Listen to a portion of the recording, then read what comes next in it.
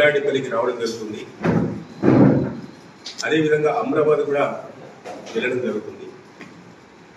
ఆ సందర్భంగా మా కలవకృతికి సంబంధించినటువంటి అభివృద్ధి కార్యక్రమాల గురించి మీ ద్వారా ఆయనకు మేము విన్నవించడం జరుగుతుంది.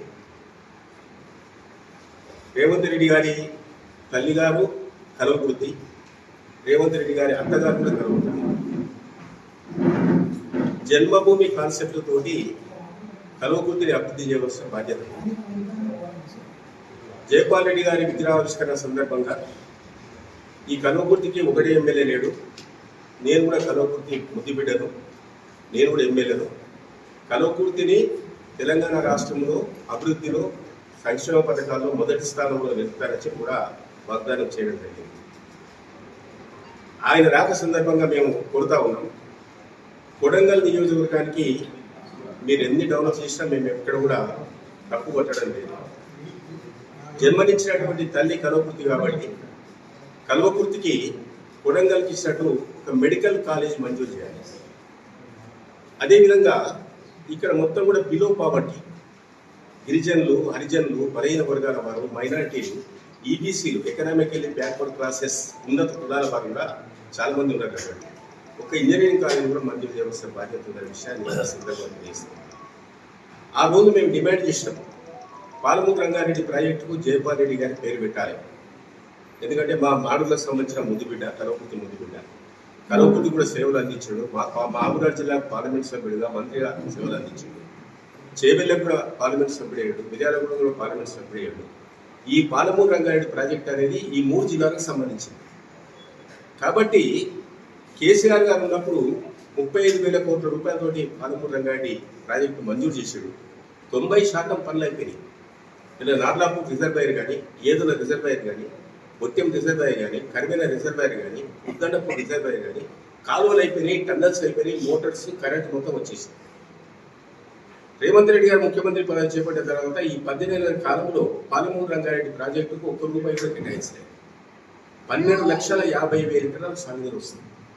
కాబట్టి ముఖ్యమంత్రి గారు వెంటనే దీన్ని యుద్ధ ప్రాతిపదికన మీరు ఇచ్చినటువంటి మాట ప్రకారం, ఎందుకంటే మొత్తం కూడా గతంలో అనంతపూరు అండ్ మహబూబ్నగర్ భారతదేశంలో వెనుకబడ్డ జిల్లా, వలస జిల్లా. ఆ వలస జిల్లా నుంచి కాపాడాలంటే పాలమూరు రంగారెడ్డి ప్రాజెక్టు కూడా వెంటనే ఒక 10,000 కోట్ల రూపాయలు కేటాయించి ఈ కాలువలు మొత్తం కూడా కంప్లీట్ చేస్తే మా కలవకుర్తి ప్రాంతానికి కూడా 1,25,000 ఎకరాలకు సాగునీరు వస్తుంది. పైమండలానికి మహాత్మా గాంధీ ఎత్తిపోతల పథకం కూడా అక్కడక్కడ ఇంకా చేయవలసిన పనులు అవి కూడా పూర్తి చేస్తే భీమా ప్రాజెక్టు కానీ, నెట్టెంపాడు కానీ, జూరాల ప్రాజెక్టు కానీ, కలవకుర్తి మహాత్మా గాంధీ కానీ, లేకుంటే ఆర్డీఎస్ కానీ, కోయిల్ సాగర్ కానీ, ఇవన్నీ కూడా ఒకవేళ మీరు ప్రాధాన్యత ఇచ్చి చేస్తే పాత పాలమూరు జిల్లాలో 25 లక్షల ఎకరాలకు రైతులకు సాగునీరు వస్తుంది. రైతులందరూ కూడా సంతోషంగా జీవిస్తారు, పిల్లలు చదివించుకుంటారు, వలసలు ఆగిపోతాయి. కాబట్టి మీరు వస్తున్న సందర్భంగా ఇది కూడా ప్రకటించాలని ఈ సందర్భంగా చేస్తాను. మరి గతంలో మేము 2023లో కలవకుర్తిలో 100 బెడెడ్ హాస్పిటల్ ఇచ్చినాం. సర్వే నెంబర్ 99లో 3 ఎకరాల 20 గుంటల భూమి కూడా ఇచ్చినాం. 100 బెడెడ్ హాస్పిటల్ ఇంకా స్టార్ట్ కాలేదు. అదే ఆమన్గల్లో 50 బెడెడ్ స్టార్ట్ అయిపోయింది, మిగతా అన్ని అయిపోయినాయి.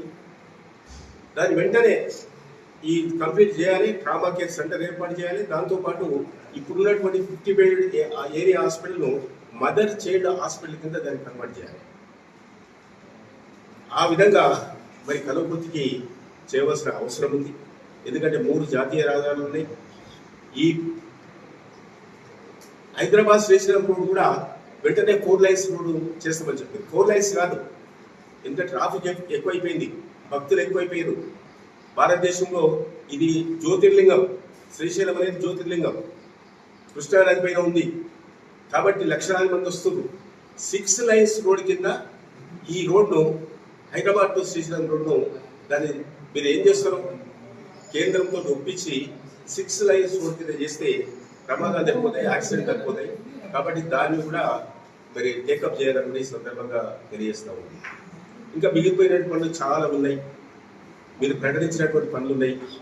గతంలో మేము ఇచ్చినటువంటి పనులు మొత్తం కూడా మంజూరు చేసిన పనులు మొత్తం కూడా స్టాప్ చేసేది, చేసినటువంటి వారికి బిల్స్ ఇస్తలేదు. అందరు ఈరోజు మరి కాంట్రాక్టర్లు కానీ గ్రామాల్లో ఉన్నటువంటి సర్పంచ్లు కానీ రేపు మున్సిపల్ చైర్మన్లు కానీ వీళ్ళందరూ కూడా ఇలా బిల్లులు లేక చాలా ఇబ్బందులు పడుతున్నారు. అవన్నీ కూడా దృష్టిలో పెట్టుకొని కలవకుర్తికి వస్తున్నారు కాబట్టి మరి కలవకుర్తే నీకు జన్మనిచ్చింది కాబట్టి మొట్టమొదటిసారిగా నేను మిర్జీల నుంచి జడ్పీటీసీ చేశాను కాబట్టి అప్పుడు మిర్జీలు కూడా నాకు కలవకుర్తినే ఉన్నది కాబట్టి కలవకుర్తిని మర్చిపోకుండా మరి కలవకుర్తికి అత్యంత ప్రాధాన్యత ఇచ్చి ఈ అభివృద్ధి కార్యక్రమాలు చేపట్టాలి. సాగునీటికి మరి అత్యంత ప్రాధాన్యత ఇవ్వాలి, అదే త్రాగునీటికి కూడా ప్రాధాన్యత ఇవ్వాలి, వ్యవసాయానికి ప్రాధాన్యత ఇవ్వాలి, ఆరోగ్యానికి ఇలా ప్రాధాన్యత ఇవ్వాలి, ఎడ్యుకేషన్కి ప్రాధాన్యత ఇవ్వాలి.